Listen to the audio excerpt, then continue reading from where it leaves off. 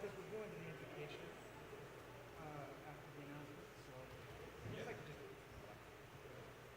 Yeah. If you want a motion to read the Daniel, that would be. I'll warn it for the 10 for all ages, but Yeah. I'll just do the announcements for the life.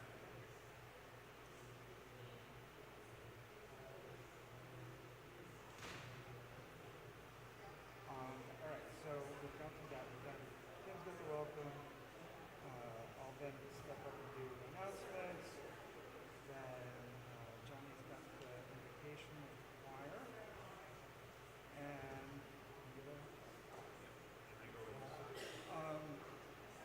I think it works both if you just take advantage of this side over here today. We'll make sure there's, I'll put those chairs on that side. And then yeah, the mics will be on. Biggest tip is say about 5 inches, 7 inches away from it.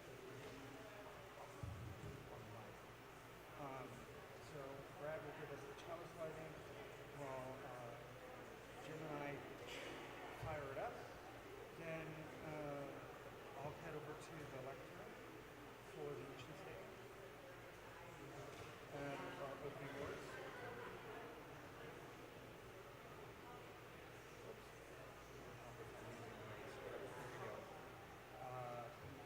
Tell us our mission statement, opening words, and then right into the opening hymn. And I'll just let you know the song. So, choir and so. Okay. And all of these. For the first two, it's just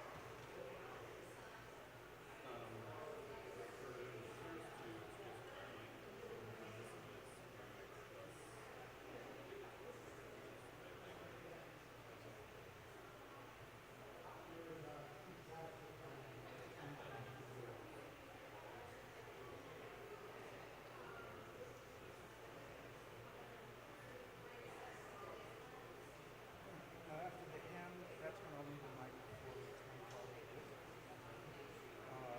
and then we'll go into your session. Okay, so we've got the kids going out, please. You're sure that there is I have no idea, to be honest. I haven't seen anything up that said there wasn't, but is it still doing that? In general, when questions down there, they have that in there.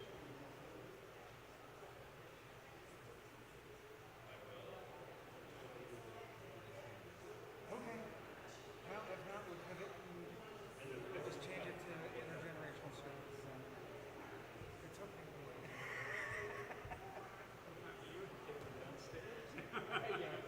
It may not be an issue. All right, so then it's back to me with the offertory collector. And you go through the response. And then Brad, you've got our first. And so the reflection will have in the pulpit. Brad, I'll then lead us in a prayer and meditation. And I've got a poem that I'm going to read and do a little bit just to acknowledge it. There's no candles, so I'm going to invite folks into the moment private reflection as it comes to the warm-up.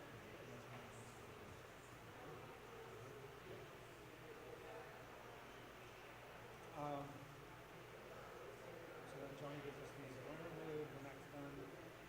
Jim Richards takes it. Excellent. And we can introduce the choir for the closing hymn. So the choir singing the closing hymn? Yes.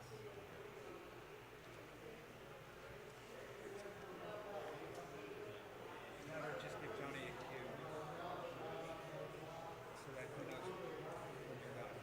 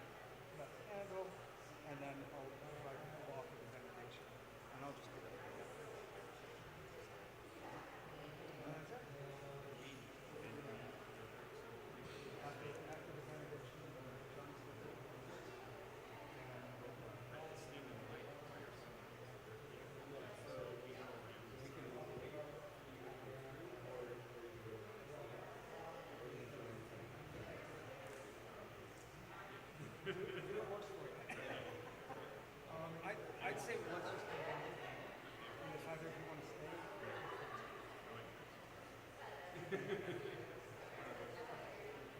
And then when the song's over, just mash up for a second. There. All right. This is awesome.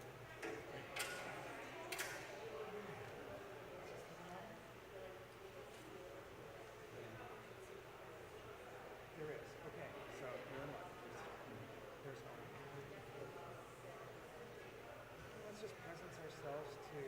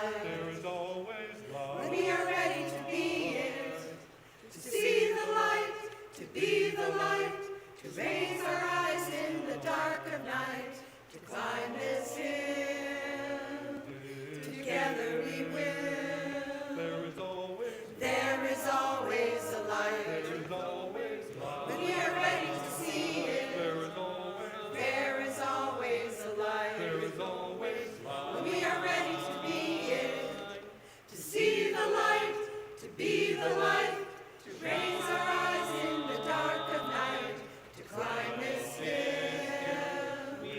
Together we will. There is always a light. When we are ready to see it.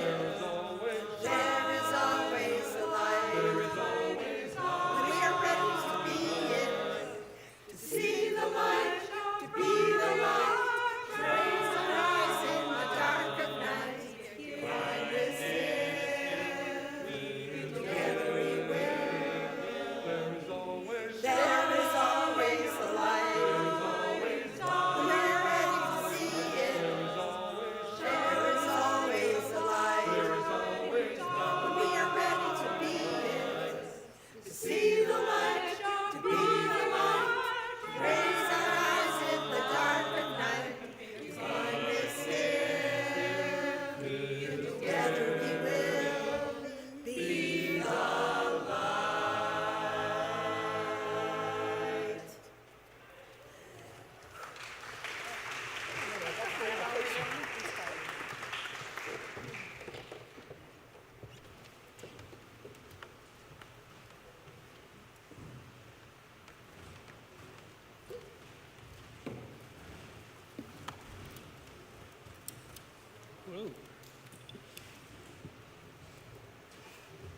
Good morning, everyone. Happy Pride. Welcome to South Church. Welcome to those of you here in our sacred space, and to those of you who are joining us online, welcome. Whether you come here today feeling happy or sad, connected, lost and alone, know that you are loved and our rainbow is brighter today because you are here. My name is Tim DeLay. I'm an openly gay man, and my pronouns are he, him, his. I've been an active member of South Church since October 2021. I serve on our property committee and music committee, and I love to sing my heart out as one of the proudest and loudest tenors in the South Church choir. Today's service is being offered by members of the South Church Pride community, including yours truly, with reflections being shared by Brad Landon and Jim Verschuren. Willow Young is serving as our worship associate and will be leading our time for all ages. At South Church, we are honored to be served in co-ministry by the Reverend Ellen Quadgrass, our Director of Lifespan Ministries, Kirsten Hunter, and by the members and friends of South Church for whom none of this would be possible.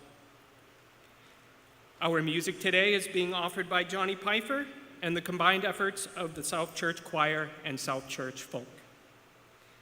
Thank you to my dear friend Jen Leiden, who makes it look so easy to put this service together every week, and also Ben Abbott, who is handling our tech and making it possible for folks to join us virtually today. We acknowledge that the land where we gather today is land stolen centuries ago from indigenous people, including the Abenaki and Pennacook people. Along with this acknowledgement, may we remain committed to take action to repair harm to all the damaged relationships with all people in this world, as well as the land herself. Our team of ushers is ready to assist you at the back of the church. They have assistive listening devices as well as large print hymnals available should you need them. Coloring supplies and other activities are also available to use during the service. Children can use to attend the RE program that may be happening outside or may be happening downstairs. Check at the back after the time for all ages. The nursery is open for those age 3 and under, and we celebrate the wiggles and noises of our multi-generational community here in the sanctuary throughout the service, if families prefer to stay together. After the service, join us for some Java and tasty treats out on the portico, maybe, or maybe downstairs. You'll find it. Perhaps take a moment to introduce yourself to someone you've never met before and make a new friend today. If you haven't already done so, please take a moment to silence your cell phones. And now Willow has some announcements for us. Thank you.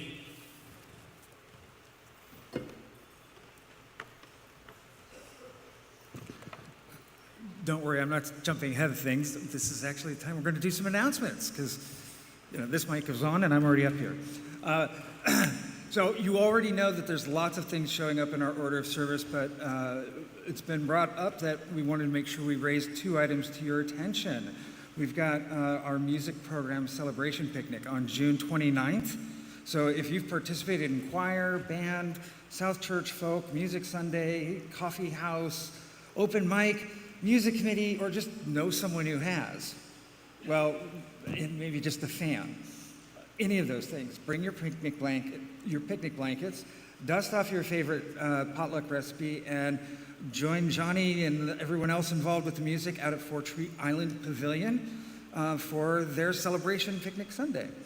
And then we also want to raise up the job of preparing meals for Seacoast Family Promise this June 29th through July 5th.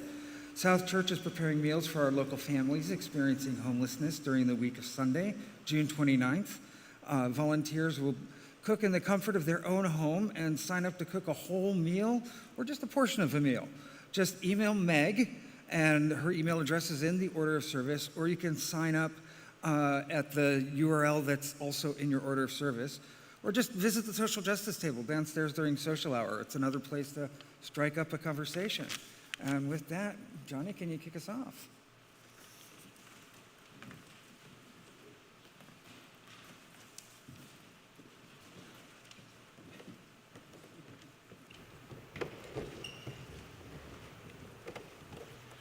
You'll notice in your order of service, there's an insert with all the music you'll be hearing today. And we don't normally ask you to join us for the invocation, but it's a very simple melody. You'll hear it. You'll get it on the first try, I'm sure. It's right there on your first page of that insert. Love is love is love is love.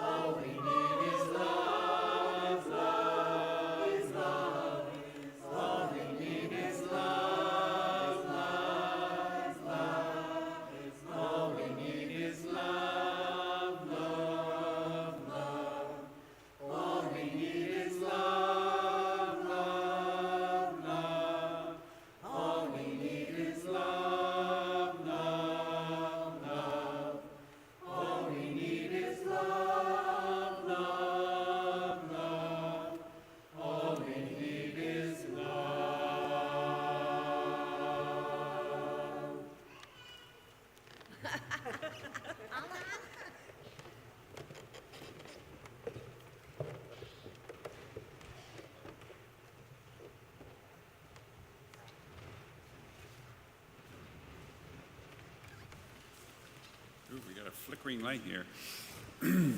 Hi, I'm Brad Landon. Welcome.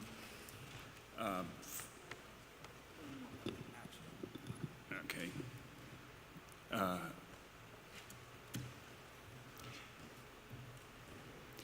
First reading I have is by Reverend Karen Johnson. Do not be alone right now. Gathering together grows courage. These things add up. Your one thing, my one thing, his one thing, their one thing, and her one thing. All liberation, All liberation is collective liberation. My freedom is bound with yours, and yours with mine. Sometimes people ask, is pride a protest or a party? And the answer is, of course, yes. Thank you.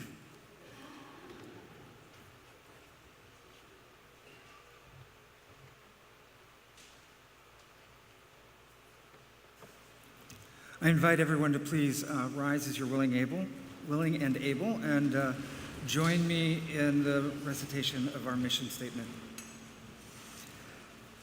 At South Church, we nurture spiritual growth through worship, learning, and community. We celebrate the worth and dignity of all people, and we inspire one another to act on our faith in the larger community. Thank you. And good morning. I'll join in the happy pride statement myself. You know, I'm up here a lot, just part of the job, I guess. But one of the things I always really appreciate is getting to speak in what I call queer spaces. And this is a queer space, full of queer folk, all of us in some way or another.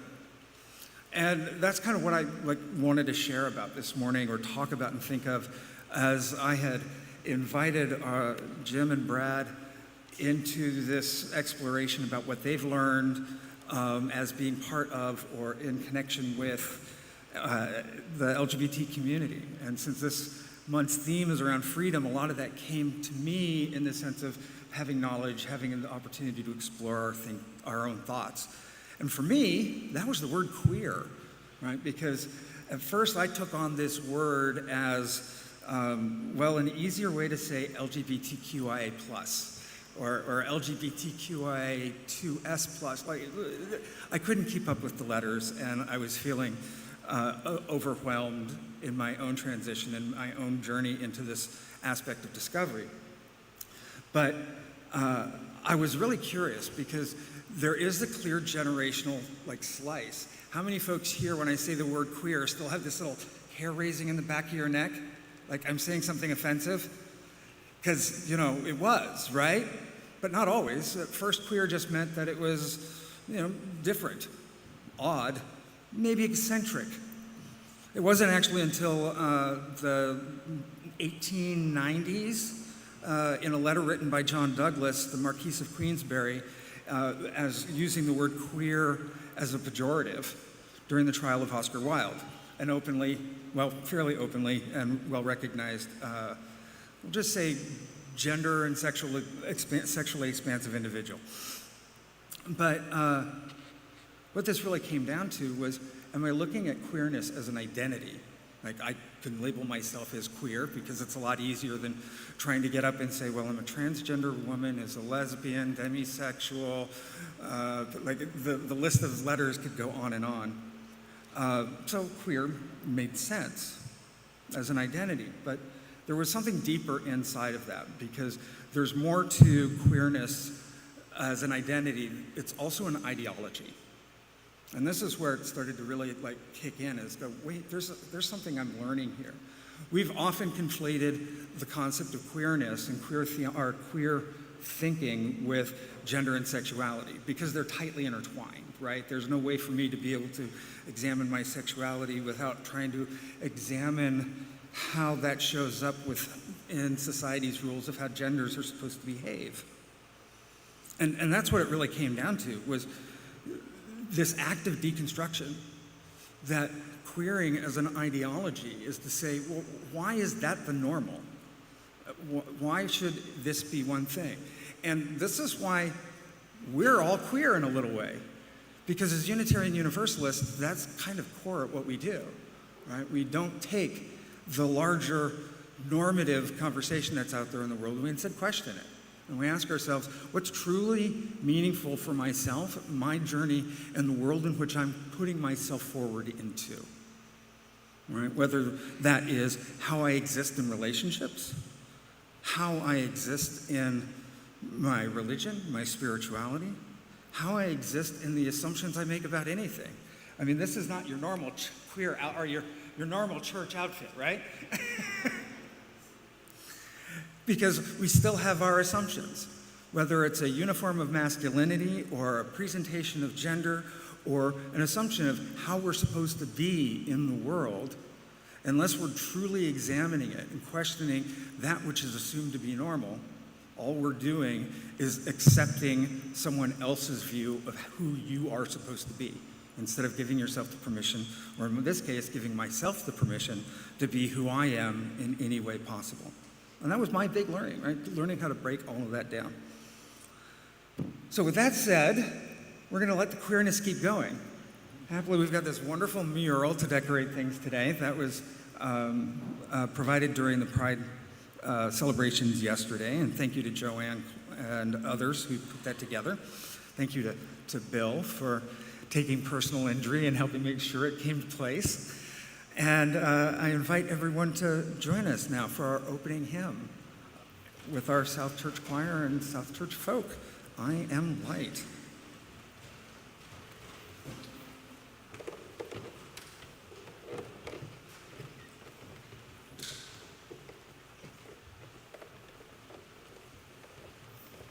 Again, the words will be in your insert, and this will be a familiar tune, I hope.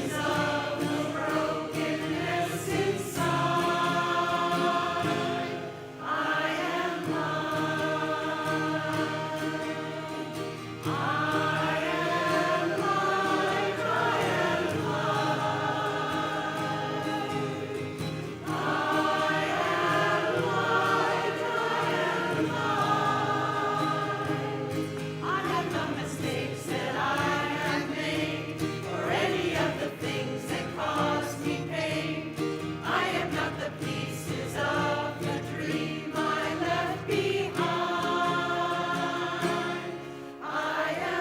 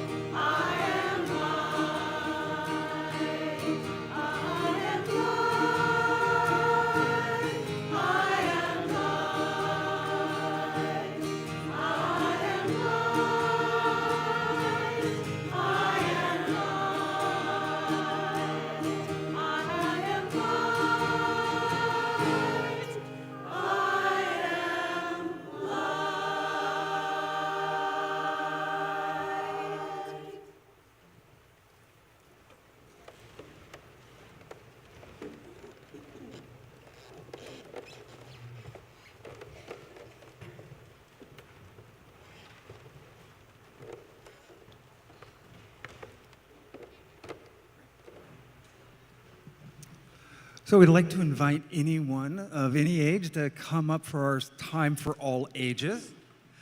Anyone who would like to do so. Don't worry, the glitter's pretty well adhered, so it shouldn't go flying off.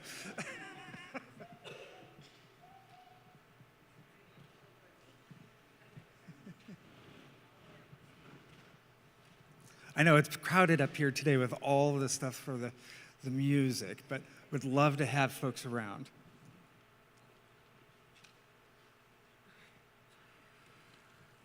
All right. So I have a question I want to start with. All of you young ones here, and anyone else, why did you wear what you wore today? Celebrate, okay. Yes. Because you wanted to. Fantastic. Any else? No? Wow. How often do any of us think about that? Well, I've got this little story about a young person named Kendall. And Kendall lived in a world that was a lot like ours, but different in one simple way. Folks didn't really ask why a lot. In fact, whenever things needed to get fixed, rarely did they say, why was that a problem? Instead, it looks like, oh, well, we could just make a shoe because I've got feet I need to protect, so I'll make a shoe, right? Essentially, function mattered over form, right? So what did start showing up, though, was people started to wear clothes for specific things. Like, who has a church outfit? Or an outfit for school? Or an outfit for playing? Like, would you wear your fancy dinner dress to go play in the yard? No? Or special shoes for anything, right? Some days are better for galoshes, some days aren't, but in this world, they were all the same. And every day, Kendall started getting more and more frustrated because they just wanted to be able to wear what seemed engaging to them. But they kept being told one thing by all the grown-ups in their lives was, well, if you want to be successful, you can't stand out. Being different means people aren't going to listen to you because they're going to spend too much time looking at you rather than noticing the things you can make and make better. And so Kendall kept putting it back away. It's like, oh, well, I wanted to be successful, right? We all want to do well in school. We all want to get ahead. So what do? What kind of things? We generally follow rules, right? You have rules in school. You want to break the rules. You're my Kendall, aren't you? Do you have a favorite rule you like to break?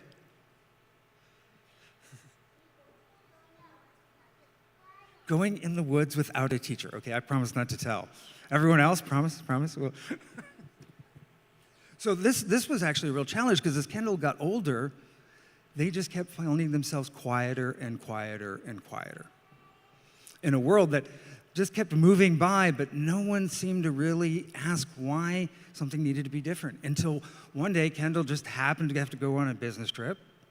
And they landed in a completely different space where the rooms were filled with color, and everyone dressed differently and looked differently and behaved differently. And at first, they were kind of surprised, like, how are they able to be successful? Well, what do you think was different? Not just in terms of what they were, how they looked and how they dressed. What showed up for them? Any thoughts? They got to be who they were, right? They were these people who said, no, I just happen to like blue, or I just happen to like shimmery stuff. Or who says I need to always wear hiking boots when I'm going on a walk in the woods, right? I'm going to want to do something else. I want to experience something else. And so they always ask the question, why would I do that? And so that's all I'm encouraging folks to do, is ask that question.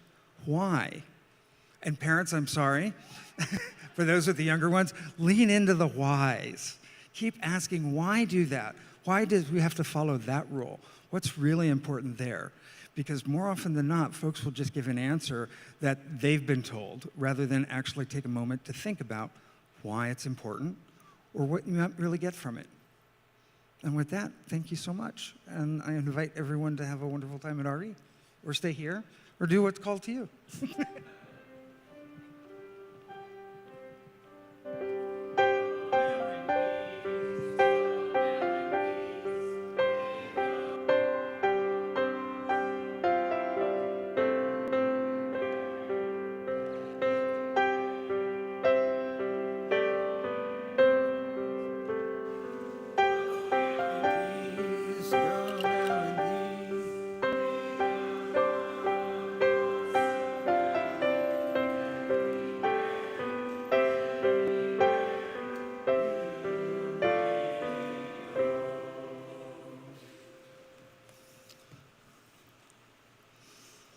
So this is the part of the service where I don't usually ask why, but how much.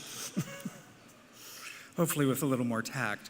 But during this month of June, at South Church, we are taking up our collection as we do each week, not only to support the work of this congregation, but also splitting that offering with an agency or another group in our community that's providing betterment to the larger world. And so during the month of June, we've agreed to share our collection with the Immigrant Support Fund. The ISF offers financial support for housing, food, and other basic needs, while assisting in finding more permanent housing, employment, and other immigration-related services. The ISF is currently supporting 2 people, but is looking for assistance with temporary housing for 1. And if you can help, not just with your treasure or your talent, but also maybe with other resources, please contact Jim Verschuren, right up here. His contact information is in the order of service, and if there's a way for you to be able to help out, that's welcome and invited. And now I ask our ushers to come forward as we take up this morning's offering in whatever form you wish to be able to give, whether it's financial or with a QR code. Thank you.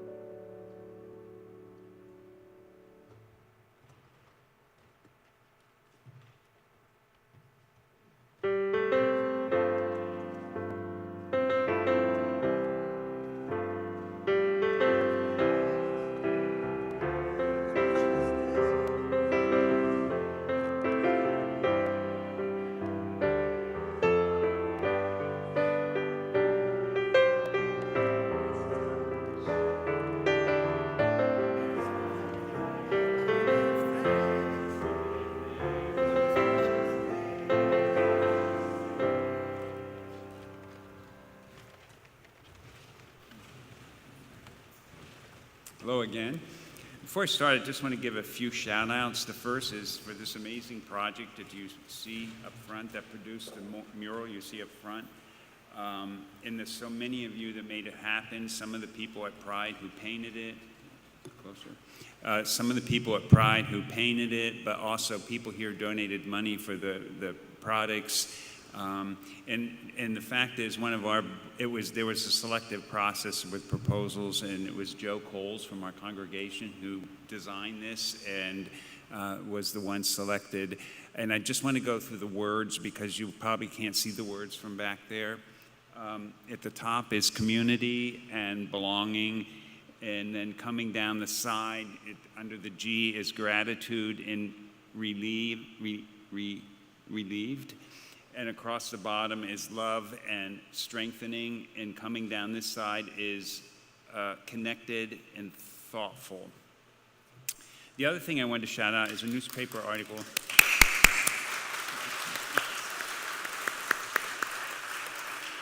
Pardon me? Oh yeah, Richard Haynes, right. Richard Haynes, who's a local artist who's lived here for many, many years, was the artist who really put the whole thing together, and we need to give him some credit. He was very enthusiastic and helpful.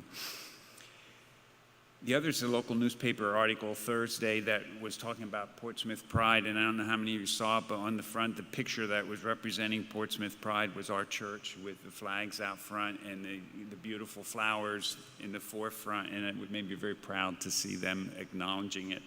But also there was a quote in there that I thought was really great that Heidi Harrington Heath, the executive director of New Hampshire Outright, made.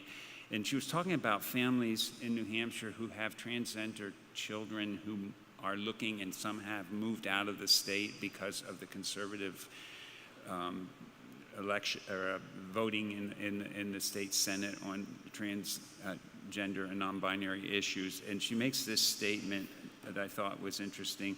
I'm perpetually thinking about New Hampshire as a state where every child can grow up, live free, and thrive. And I love that. I think we should change the state motto to live free and thrive. As many of you know, I am the convener of South Church Pride, and this came about when I, as a new resident to Portsmouth, asked if the LGBTQA++ contingent of church membership was going to meet with Reverend Ellen during her candidate week. The answer I got was, you organize it and we will come. I did, and they came, but what I hadn't quite appreciated was, by the way things work at South Church, I had taken a fatal step in taking on a new responsibility. Of course, I say this somewhat in jest, but being new to the church meant I didn't really know who the LGBTQA++ community was. To be the convener required me to talk to a lot of people and also learn a lot. And quickly it became apparent to me that the acronym LGBTQA++ in its various forms was society's convenient way to lump a lot of people together and try to treat folks in that group with a one-size-fits-all approach. Yet as I explored our group at South Church, I became aware how many different identities there are these days within that LGBTQA++ community, which, although all lumped together, had varying issues and viewpoints. On a personal level, I've always been resistant to the sexual identity labels, as I felt it only served for someone to think they knew who I was by the label without getting to know me personally. With all the new categories and my growing understanding of the spectrum of sexuality and gender identity, I became aware that I really wasn't even sure where I fit in. So I have become really like the broad term and category queer, not despite its derogatory use in my younger years. I'm going to use it here so I don't have to keep using that acronym, and because it always slows me down, makes me hesitate. I think I get it wrong half the time. But I do want to acknowledge that there are some people of my age who still find queer to be offensive, and I do not mean to offend anyone. One of the first realizations I was beginning in my new and expanded view was that I had been stuck in an outdated viewpoint on identification that was primarily based on which gender a person was attracted to and being physically intimate with. Now I realize that for some of the queer contingent, gender is more defining than intimate relationships, and that was a shift for me. I think of this quote from Jesus Ociel-Biena, an influential queer figure who was found dead in their home in the central city of Aguascalientes, Mexico in 2023. They said, "I am a non-binary person. I am not interested in being seen as either a woman or a man. This is an identity. It is mine, it's for me, and nobody else except it." In most of my lifetime, and for someone from my background, this idea around gender didn't even exist.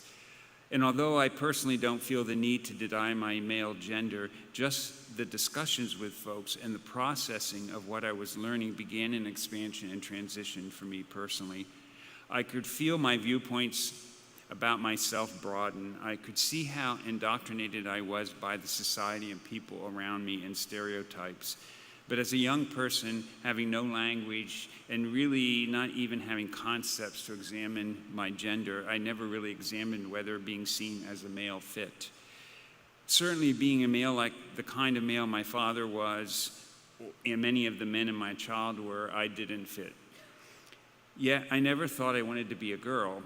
But what if I could have been non-binary? Being at the Pride festival yesterday, I said to somebody I was sitting with, look at this. This is like people watching galore here. I mean, it's so variety and people expressing themselves in so many ways. So that kind of thing might have been interesting to me. But it doesn't really matter now at this age. But even asking the question and examining it has been transformative for me. In April, I attended Building Beloved Community Beyond the Binary, a workshop at the Concord UU Church with a few other South Church folks. In one of the sessions, the speaker asked the audience to throw out some terms and concepts of opposites. It sparked people awake, and there were lots of answers. Day and night, black and white, still and moving, and there were lots and lots and lots of answers. After a while, they stopped the exercise and said, do you see how easily we create binary concepts in our brains?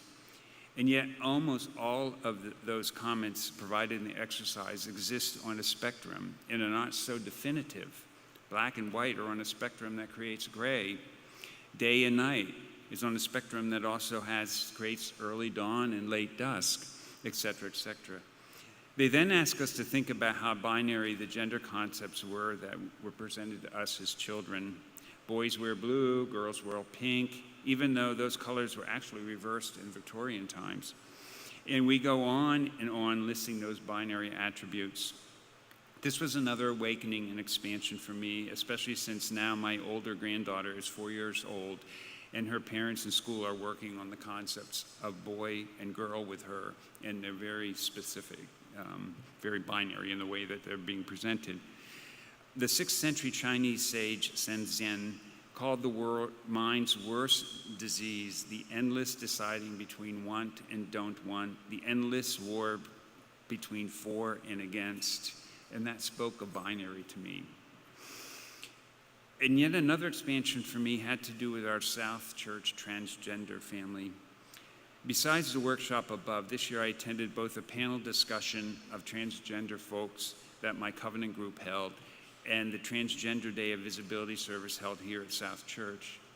A strong takeaway for me from all those is what authentic and courageous people our trans family is. The stakes for them were high to transition. Lost friends and families, job consequences, fears of bodily harm, etc. But the call to be a truer version of themselves and be more comfortable in their bodies was such a strong driving force that they went forth despite the consequences. And some of them talked about how once they transitioned, their mental health improved, such as deep depression disappeared. How many of us live in situations that no longer fit us and which are having dire consequences on our health and don't have the courage and resolve to address it? I'd like to end these reflections just mentioning that South Church has been a shining light for the queer community for at least the past 40 years. During the AIDS epidemic, the church stood strong in support of the queer community and its suffering, with Bob Carnan a minister for much of that time. I was going to draw your attention to an insert in the bulletin that I had, but it's not in the bulletin. So in there was an insert that showed, was from one of his services. And I loved his language when he talked about love and touch as such human things, that they were elegant and exquisite. And I love that idea of that human, exquisite and elegant part of humanity. If you want to see what I had quoted, I did notice that in the email that was sent out today, there's a link that goes to that insert. And then there's Marta Flanagan's January 11th, 2004 sermon, when the queer issue had become same-sex marriages. She preached, "People who say same-sex marriage makes us uncomfortable should probably remind themselves that comfort has nothing to do with the issue, and that often is not. Change is discomforting." Just reading this made yet another expansion for me, asking myself if when I hesitate, is that purely for my comfort, when my comfort has nothing to do with the actual issue? So now South Church is once again faced with the need to support the queer community as it's under attack again, especially our transgender and non-binary friends and congregants. Just this week, the U.S. Supreme Court rendered a negative decision for the transgender community. So I ask all of us here at South Church, will someone in the future be able to write about the forthright and fiery support provided by South Church for our queer members, as it has in the past during this present time of consternation? And I thank you for considering that.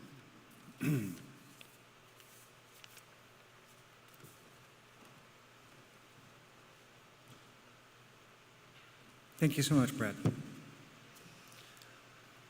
So as we enter into this moment of prayer and meditation, I also want to just take a moment to acknowledge the real possibility and presence of emotions that many of us may be feeling, not just in the joy of pride or the celebration of our differences, but in the real fear of possibility and the landscape of the world in which we live right now,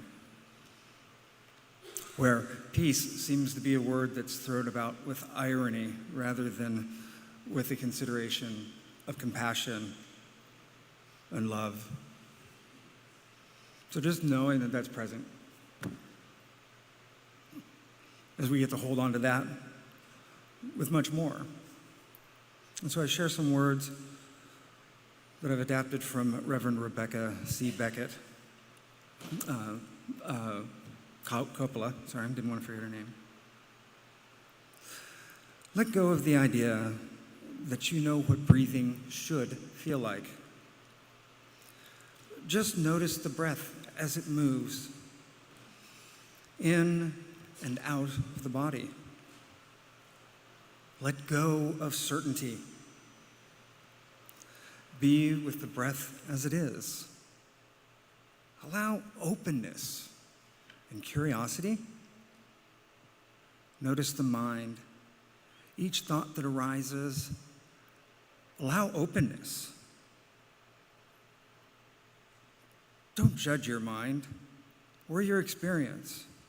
Be loving in your curiosity about each thought. Let go of certainty. Let go of any idea about what you should be thinking, accepting your thoughts exactly as they are. Be with yourself as you are. Be curious about who you are. Love how you are in the world. And gently take a deep breath, maybe even a big sigh. And notice, what's that dream, that hope, that moment that you released? Set free that desire you've always had. And I invite you to have that be present.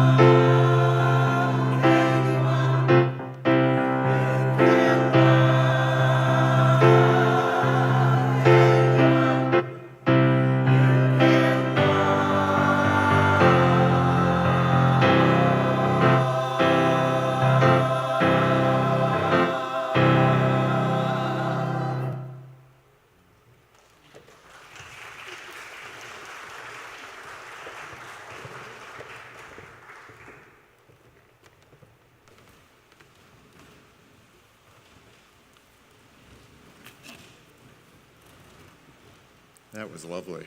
Thank you. And in other times when I've spoken up here, Carlo has said to me afterwards, you know, I couldn't hear you in the middle. So if anybody can't hear me at any point, please just raise your hand. So as Willa mentioned, when she took the lead in creating this service, she suggested that we consider this question: what have you learned from experiencing and being part of the South Church? I'm now going to say queer. What a great way to get out of those letters. Queer community. It's an important topic for all of us. Those of us who are part of that community, those of us who experience it from the outside, and in my case, those of us who have experienced it both ways. I promise you, Willow, I will get there. First, though, when I agreed to participate, the very first thing that came to my mind was about the nature of fear. In particular, what it's like to be afraid of a part of yourself. The answer to that question for me relates very much to Brad's thoughts on putting people in categories. The harm from categories, in my view, is not so much that they exist.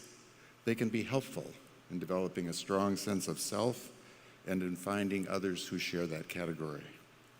In society at large, when we need to provide support and all too often legal protection for a category of people, they serve as useful tools for organizing our society and our lives. However, as with pretty much everything else in human endeavor, there are two sides to the coin. Categories are all too frequently used to separate and divide, to demonize, to instill fear of others, to provide scapegoats when we seem to need to deal with our own deficiencies and disappointments. And that's where I come in. How did I come to have fear about a part of myself? I knew from a young age that I was attracted to both boys and girls. As I grew into my teens, the usual sexual experimentation that I think most all of us experience happened to me with both. And there was fear in both as well. With girls, the fear of unwanted pregnancy. That scare became real for me at about age 17. And in those years, I saw among my peers what it meant for the girl and what it would mean for an honorable guy if that happened. With boys, the fear was, of course, of being found out. My religion taught me that activity with boys was an abomination. When any conversation among guys turned to the old definition, queers, it left me no doubt that I did not want to be thought of as one. And so by the time I got to college, I had determined that I would choose the straight life. As it happened, my best friend and college roommate was gay. The first time we shared a room as freshmen, I realized that a strong mutual attraction was there. As close as we became over the next 4 years, there was never any action on that attraction. I dated women, I got engaged and unengaged, and went off to Peace Corps training. At training, when the full field background check, done routinely on all trainees in those days, turned up questions about my sexuality, stemming surely from what people assumed because of my close friendship and shared living quarters with an active gay roommate, I was sent to a psychologist for evaluation. Homosexuality would have kept me out of the Peace Corps. In 1969, homosexuality was still officially a mental disorder. I simply denied being homosexual, convincingly enough it seems, that the psychologist passed me through. And here's the good side of this particular coin. I met the first love of my life a year after returning from my celibate existence in Africa. She accepted my assurance that despite an attraction to men, I would be a faithful husband and that the life we would build together was exactly what I wanted. From that good fortune, I had 32 years of living as I had wished, straight, blessed with 2 sons, a loving partner, family, social, and professional relationships uncomplicated by homophobia. And here at South Church, I found a community that began to teach me that the suppressed part of myself, which I had so feared, needn't have engendered such fear. I saw queer people who were fully out, with pride, having children, and receiving respect and admiration, both in the church and as society changed, often in the larger community. And so, when Donna died, it was not difficult for me to come out. My sons, raised here at South Church in their formative years, their wives, my professional colleagues, my Rotary Club, everywhere I turned, I found affirmation, love, and encouragement. And now I am learning and appreciating more and more fully how those queer categories have expanded, sometimes blending, each with its own sense of pride, and together with folks who are not LGBTQ+++, turning to inclusion, compassion in hard times, and respect for what we UUs all believe is foundational, the worth and dignity of all people. Today, for all of me, for all of the parts of me, I am profoundly grateful. And now I invite you to sing along with the choir for the closing hymn.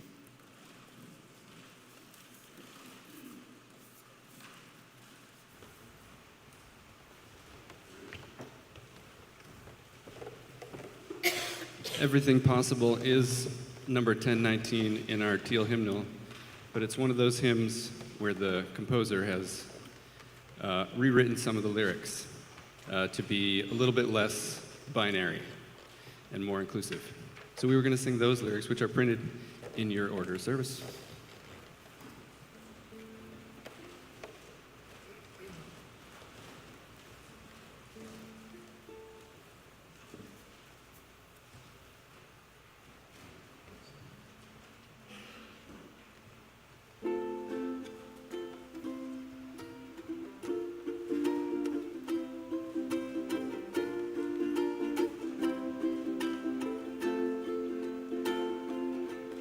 We've cleared all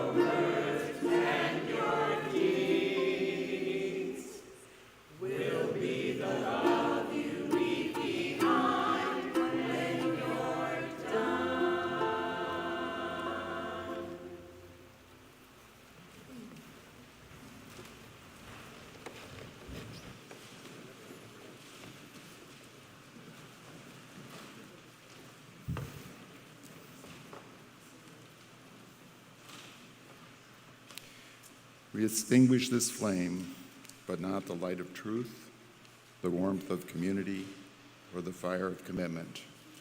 These we carry in our hearts until we are together again.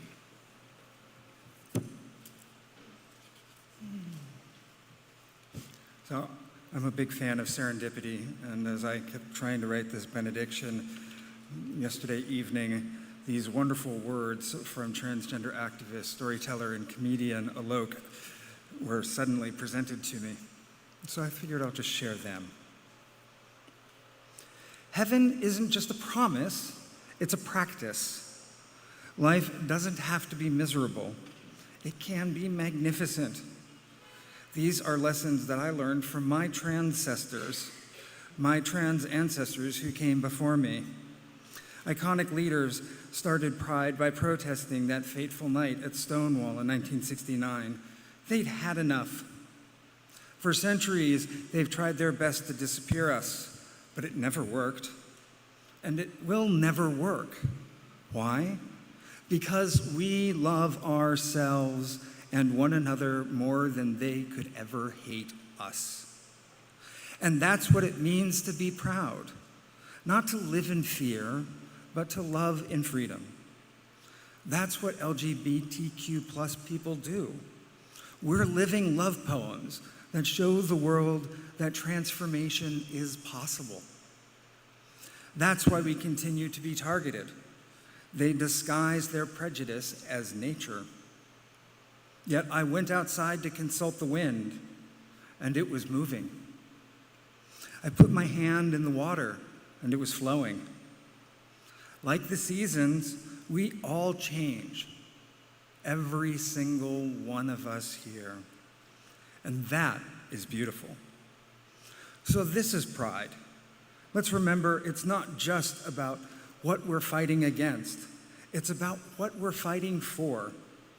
Championing creativity over conformity and telling the world that we get to fashion our own life.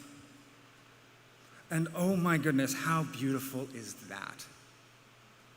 And with those wonderful words, please go forth and share your light, share your joy, and let the world discover how beautiful you are.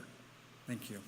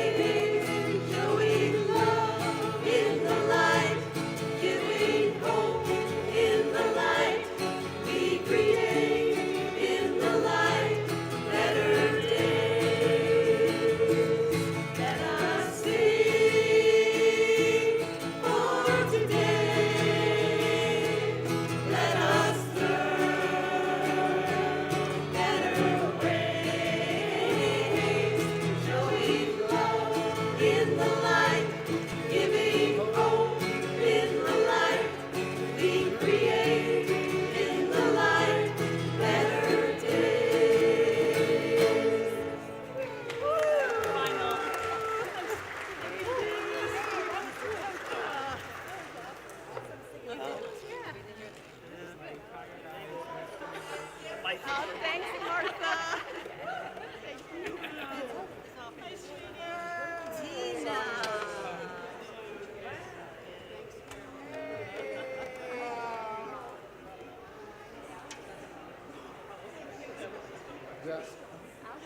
What a star. What a beautiful